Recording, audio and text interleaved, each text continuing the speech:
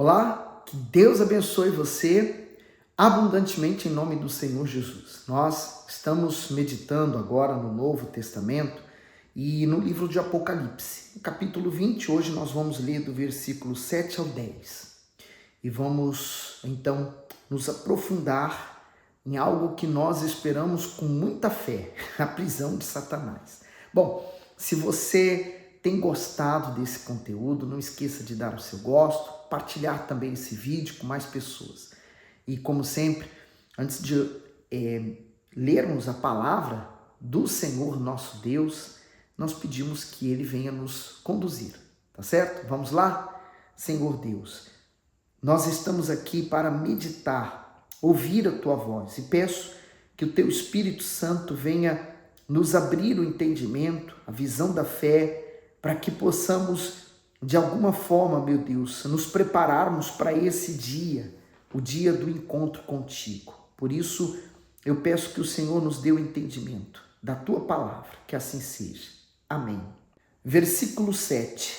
E acabando-se os 1000 anos, Satanás será solto da sua prisão. O comentário diz assim: Satanás será solto. Note que ele não se soltou, mas foi solto. Pode parecer estranho que o arqui-inimigo de Deus e da humanidade seja solto da sua prisão, mas isso tem que acontecer, conforme escreve o apóstolo João. A soltura de Satanás será necessária por pouco tempo, para que haja o exercício da justiça divina, pois tudo está sob o controle do Altíssimo. Bom, lembrando que ele foi solto após o milênio, né? Após aqueles 1000 anos em que ele e os demônios todos estiveram então longe da humanidade. A terra se tornou no paraíso que foi um dia, e agora nós vemos, né, todo o trabalho da soltura de Satanás e a sua condenação eterna. Então aqui nós vamos ver exatamente isso acontecendo. No 8 diz: e sairá a enganar as nações que estão sobre os 4 cantos da terra, Gog e Magog, cujo número é como a areia do mar, para as ajuntar em batalha. Comentário do 8: e sairá a enganar as nações. Esse será o último ato de rebeldia de Satanás contra Deus.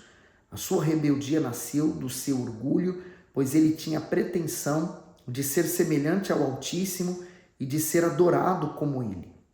Essa atitude desesperadora de reunir as nações contra Deus mostra o seu desejo incontido de afrontar o Todo-Poderoso e assumir o seu lugar no coração dos homens.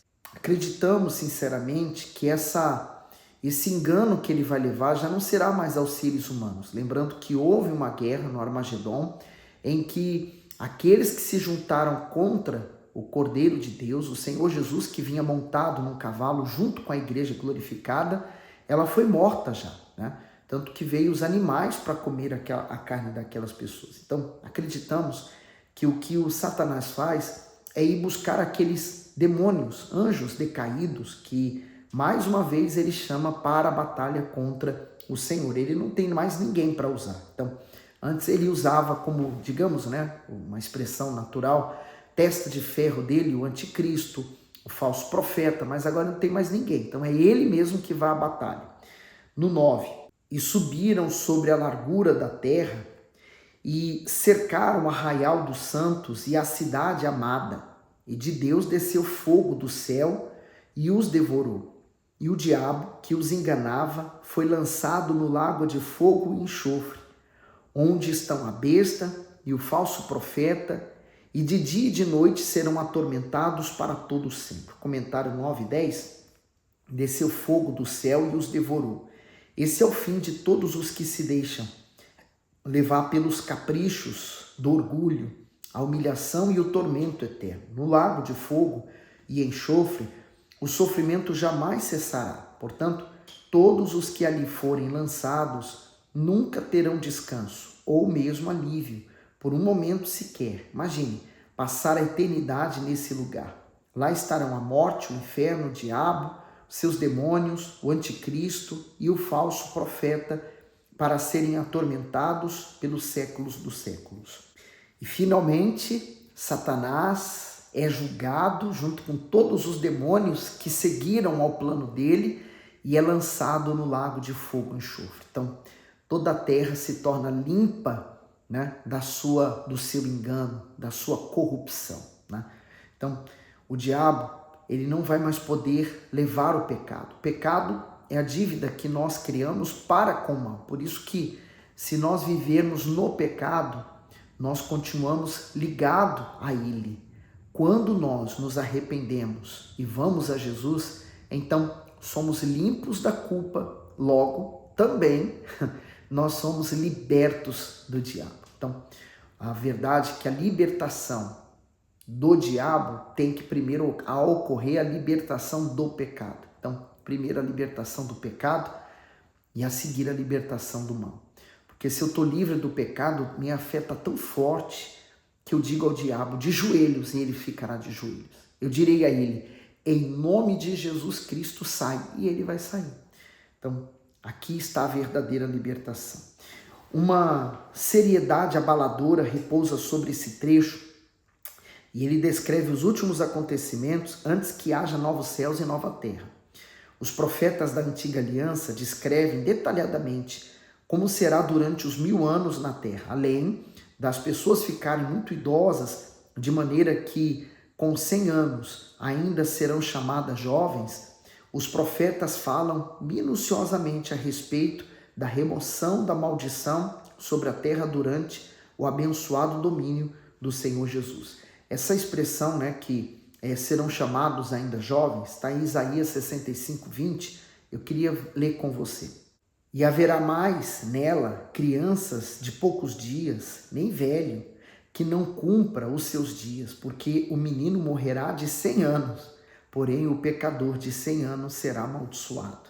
Portanto, isso significa que, por exemplo, conforme Isaías 55:13 diz também, né, que ela não produzirá mais espinheiros ou rosilhas. Vamos conferir.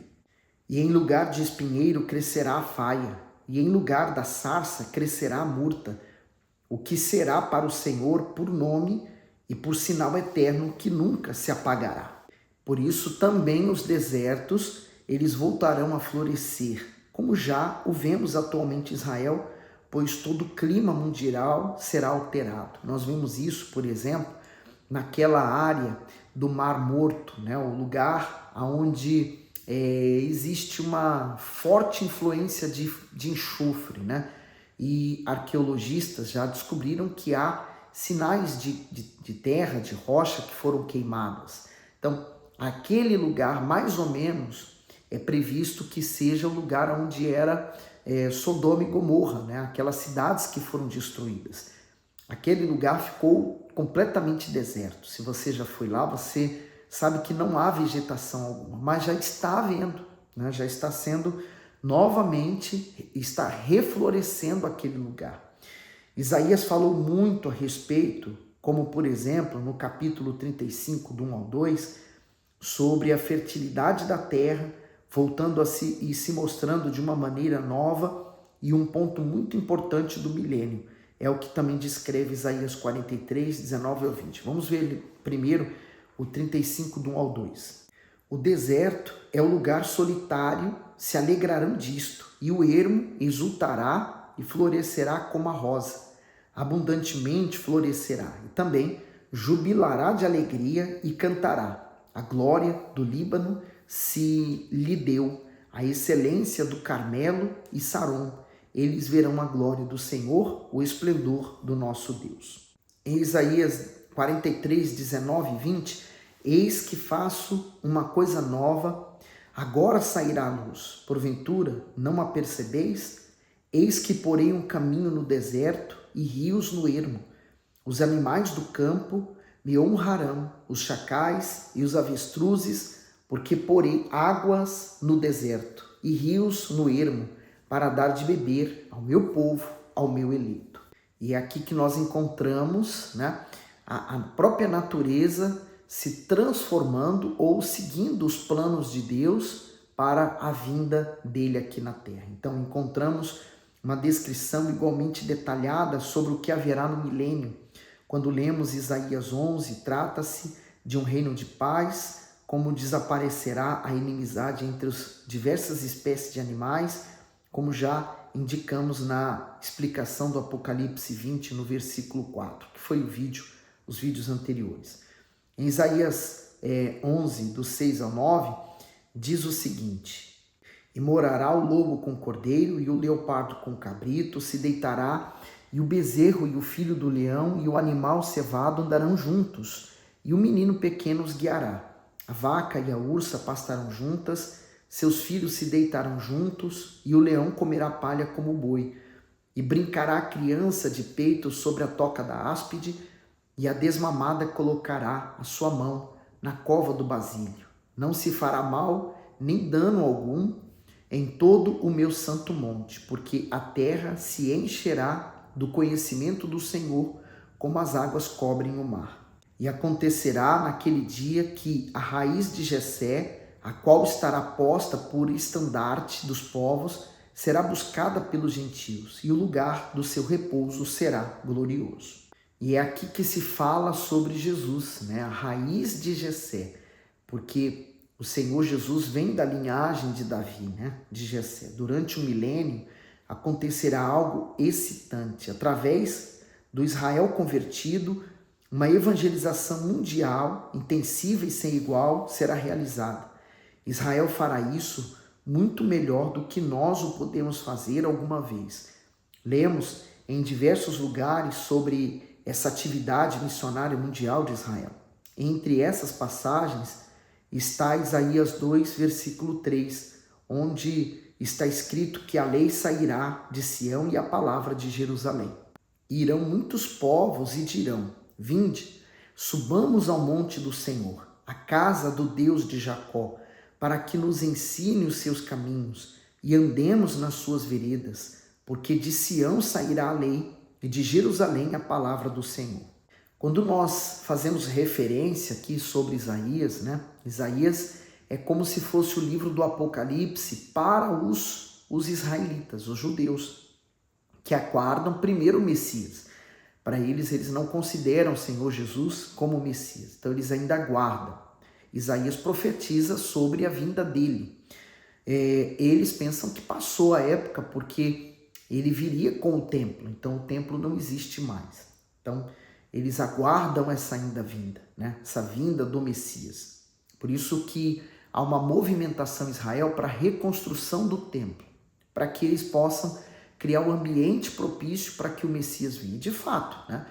Ele vai vir a segunda vez com poder e glória, não como nós o conhecemos, né? O Salvador da nossa alma, o que levou os nossos pecados. Eles vão reconhecer Jesus mais tarde.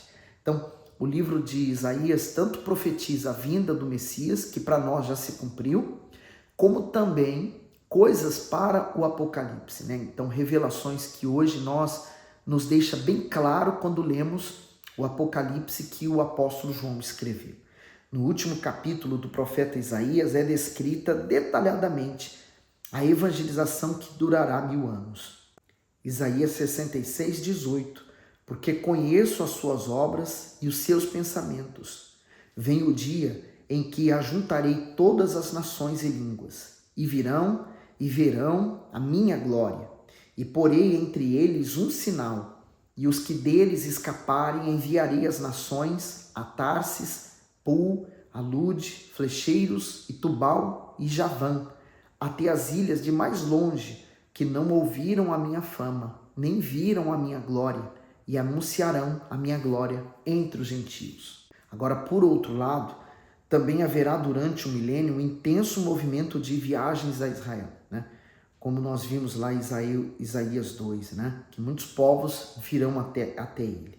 Temos que observar isso se quisermos entender corretamente o que segue em Apocalipse 20, quando ele fala aqui no versículo 7 assim: E acabando-se os 1000 anos, Satanás será solto da sua prisão. Pode parecer amargo que o inimigo mortal será novamente solto após esse maravilhoso tempo do milênio. Todavia, conforme o versículo 3, há por trás disso uma necessidade de Deus, né? Então, depois disso, é necessário que ele seja solto por um pouco de tempo. E é a necessidade da justiça divina, né? Ali será julgado finalmente Satanás. E através dessa libertação de Satanás, fica provado que, apesar de 1000 anos de prisão, ele não mudou. Apesar de ter passado por um tempo cheio de sofrimento, pois esteve preso durante 1000 anos no abismo do inferno, condenado à completa inatividade, e agora ele é solto por um pouco de tempo. Então, ele não muda na sua essência, porque a maldade está na raiz dele. Agora chegou a sua vez, e por isso ele é solto da prisão após os 1000 anos, e sua libertação serve para seu desmascaramento final. Vamos ler o versículo 8. E sairá a enganar as nações que estão sobre os 4 cantos da terra, Gog e Magog, cujo número é como a areia do mar, para as ajuntar em batalha. Portanto, aqui é citado, que não é citado nenhum líder humano, e nem político, nem eclesiástico. Também não o anticristo ou o falso profeta, porque eles já se encontram condenados. Fala-se somente de Satanás. Então agora, entretanto, ele não pode mais esconder-se atrás de marionetes, de máscaras, tendo que agir diretamente sobre o que está à sua disposição, conclamando diretamente a decisão por ele e assim contra Deus. No paraíso ele teve um médium, a serpente, lembra? Que foi ela que falou com Eva. Antes do milênio, ele teve 2 médiuns, o anticristo e o falso profeta. Depois do milênio, ele não tem mais nada. Então, ele é obrigado a ir para a linha da frente. E no caso de Gog e Magog, trata-se de um notável paralelo do julgamento bélico descrito no capítulo 19. E lá está escrito o seguinte: E vi a besta e os reis da terra e os seus exércitos reunidos para fazerem guerra àquele que estava sentado sobre o cavalo e o seu exército. Então, durante os 1000 anos, Deus colocou um anseio completamente novo nos corações dos homens, de modo que também os mais endurecidos chegaram ao reconhecimento do pecado e incontáveis, sim, nações inteiras se converteram ao Senhor como um só homem. Então, há uma evangelização, uma conversão em massa. E toda a terra está cheia, como acabamos de ler, do conhecimento e da glória do Senhor. Portanto, justamente o contrário daquilo que experimentamos atualmente, enquanto então somente uma minoria permanecerá incrédula, a maioria da humanidade convencida do pecado vem e se junta à volta de Jesus Cristo, servindo de todo o coração. Então, portanto, vemos quando dizemos que as nações, Gog e Magog, que Satanás seduzirá depois de 1000 anos, são pessoas. Perdemos completamente a orientação. Por quê? É impossível que se trate de nações no sentido humano. Porém, se seguirmos o texto com cuidado, muitas coisas ficam claras para nós. Os seduzidos são procedentes dos 4 cantos da terra. Então, os confins ou cantos da terra estão em contraste com a largura da terra. Quando nós lemos lá, e subiram sobre a largura da terra e cercaram o arraial dos santos e a cidade amada, tá? No versículo 9. Em outras palavras, eles chegam à superfície habitada da terra e trata-se, portanto, das nações que habitam o abismo, além do horizonte, por isso precisam subir primeiro sobre a largura da terra para chegar à sua superfície habitada. Então, nesse contexto, é esclarecedor que os confins da terra já são um conceito relacionado no Antigo Testamento, pois de lá, do além, vem a destruição sobre o presente. Lá, no fim da superfície terrestre, o homem da antiguidade imaginava estar o mar do caos, o mundo da morte e da separação dos bons poderes de Deus. Por isso, Davi exclama no Salmo 61:2: Desde o fim da terra clamarei a ti, quando o meu coração estiver desmaiado, leva-me para a rocha que é mais alta do que eu. Já se procurava a entrada do reino dos mortos na antiga aliança, junto aos confins dos mares, que também é uma expressão bíblica. Se subir ao céu, lá tu estás. Se fizer no inferno a minha cama, eis que tu ali estás também. Se tomar as asas da alva, se habitar nas extremidades do mar, Até ali a tua mão me guiará e a tua destra me sustentará. Salmo 139, do 8 ao 10. Então, portanto, nesse contexto aqui, nós compreendemos repentinamente o que significa que no novo céu e na nova terra não haverá mais mar. Esse novo mundo será sem caos. Então, como diz lá, né, em 21, que nós vamos ver o capítulo 21. E vi novos céus, nova terra, pois o primeiro céu, a primeira terra tinham passado e o mar já não existe mais. Então, essas nações seduzidas por Satanás procedem do além da terra habitada, sendo habitantes do mundo inferior. Trata-se dos anjos de que Judas fala. E os anjos que não guardaram o seu principado, mas deixaram a sua própria habitação, reservou na escuridão e em prisões eternas até o juízo daquele grande dia. Judas, versículo 6. Então, antes da fundação do mundo, Satanás os arrastou para a rebelião, para a ruína contrária a Deus. E a seguir eles foram guardados sobre trevas com correntes, e no fim dos tempos Satanás terá pela última vez condições de seduzir esses seus companheiros. Agora imagine, né? Ele ainda continua obstinado, pensando que vai vencer o Todo-Poderoso, né? Por isso que no capítulo 19, antes do milênio, o céu todo se abre. Jesus Cristo vem com toda a sua igreja glorificada, com os incontáveis comprados pelo seu sangue. Imagine anos e anos, milênios e milênios, Satanás reinou, deitou e rolou nesse mundo, né?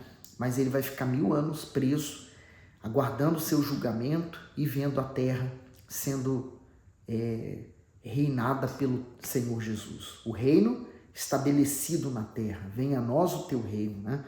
Após a passagem vitoriosa dos exércitos celestiais, apresenta-se agora também todo o mundo de destruidores. O nome Gog e Magog não deve ser confundido com Gog e Magog do Ezequiel 38, 39, pois ali esses nomes são utilizados como coletivo dos povos rebeldes que penetram Israel do norte. Não sobem nações do mundo visível, mas do mundo invisível, do abismo. Seu número é como a areia do mar, né? Essa expressão é usual para descrever uma multidão incalculável, uma multidão que ultrapassa todas as medidas conhecidas. Portanto, tanto estão guardados sob trevas, em correntes, e serão soltos mais uma vez. Justamente essa característica de sedução nos impossibilita crer que se trata aqui dos povos que então viverem. Porque, como falei, acredito que eles já foram eliminados e outros que permaneceram vão se converter. E ao anúncio de que Satanás é solto e seduz as nações, nos versículos 7 e 8, segue agora a descrição de uma visão, né? Lá no 9. E subiram sobre a largura da terra e cercaram a arraial dos santos e a cidade amada, e de Deus desceu fogo do céu e os devorou. A coisa é tão simples, né? Se reuniram, desceu o fogo, acabou com tudo. Eu lembrei até de Elias, né? Quando ele orou e o fogo do céu desceu. Eles cobrem o mundo das nações crentes e sitiam o acampamento dos santos e a cidade amada. Lá reina o Messias, lá vive o Israel convertido, lá a igreja glorificada realiza a sua tarefa. Por isso que nesse versículo 9 está escrito: mas um fogo desceu do céu e os devorou.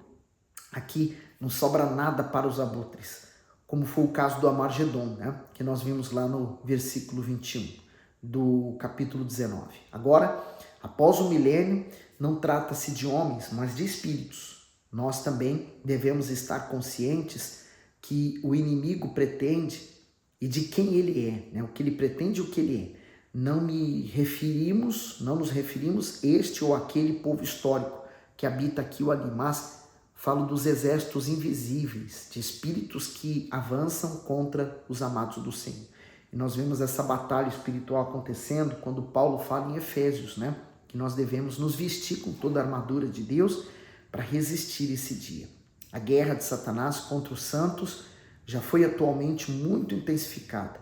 Por isso, a apostasia na igreja de Jesus é tão assustadoramente grande em nossos dias. Olha, essa questão da apostasia, ela é tão real e nós temos visto ela tão de perto que nos põe um temor muito grande no nosso coração. Eu não quero sofrer com esse vírus, né? Eu lembro que na altura da pandemia, toda a gente usava uma máscara para se proteger do vírus, né? Acho que nós temos que usar a palavra de Deus, assim, na nossa cara mesmo, para que não venhamos sofrer com a apostasia.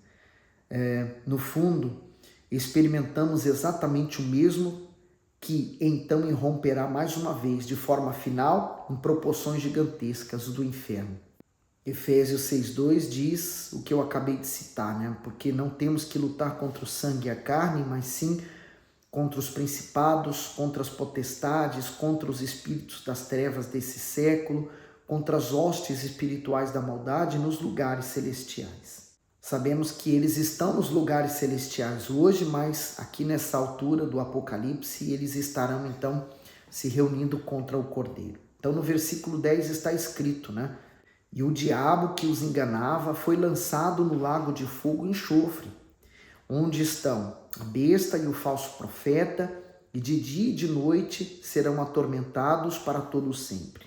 Portanto, o capítulo 20 é o contrário, eles não têm descanso, pois são atormentados de dia e de noite e para todo sempre. Essa é a maldição que eles vão sofrer, esse tormento ininterrupto, esse castigo corresponde à anterior acusação ininterrupta dos servos e das servas de Deus diante dele, pois está escrito sobre Satanás. E ouvi uma grande voz no céu que dizia: agora é chegada a salvação e a força e o reino do nosso Deus e o poder do seu Cristo, porque já o acusador de nossos irmãos é derrubado, o qual diante do nosso Deus os acusava de dia e de noite.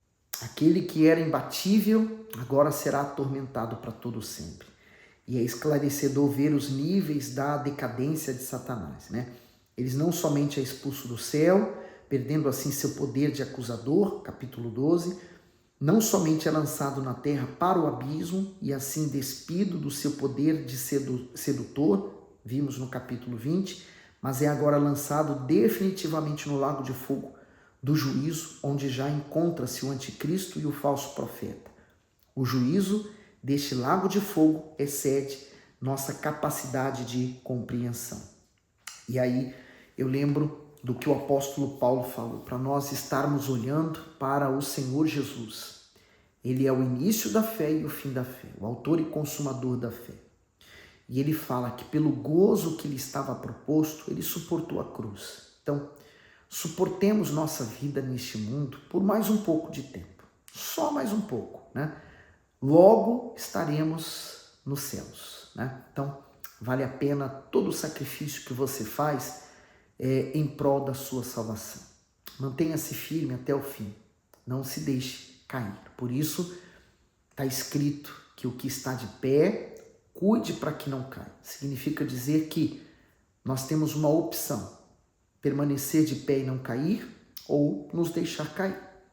A opção e a escolha é nossa. Deus abençoe.